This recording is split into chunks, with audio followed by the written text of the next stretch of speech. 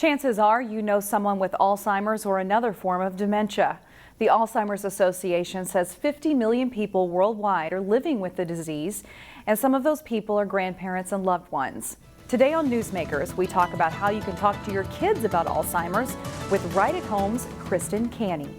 There's 6.2 million Americans this year that are struggling with Alzheimer's, and so it's very prevalent, and it's probably going to show up in the child's life. So it helps them understand what's going on, it helps them not be afraid of their grandparents, and it also helps them as they're aging to understand things that can happen and maybe help prevent it in the future. All right, now Kristin, you own a company in Plymouth called Right at Home. What do you guys do? We do in-home care for seniors, so that's mainly companionship care, but we do go into the home, single family home or community, and do different services that make their lives better as they're aging. All right, now when we talk to our kids about a loved one with memory loss, what should we say? What should we talk about? Well, the first thing to do is remember your own behavior. Anything that you're doing with as an adult child with your parent is going to be mimicked by the child. So you want to make sure that you don't correct them. You want to redirect to different conversations. You're not telling them they're repeating themselves. You want to keep everybody comfortable. The more frustrated you get with your parent, the child sees that. But when we're going to actually talk to them, honesty. We want honesty is the best policy. Be age appropriate, but do have an open and honest discussion about what's going on so they understand that. Be direct and clear.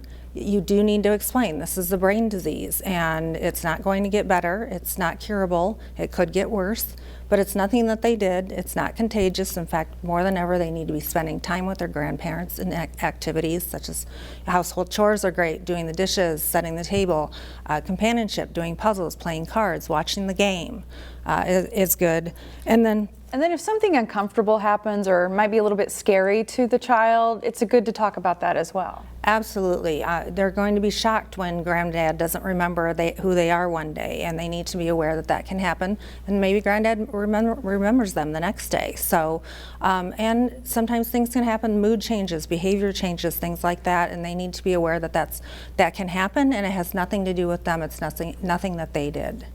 And kind of a long-term effect of this is really encouraging empathy in that younger generation. Yeah, so they understand what their granddad's going through.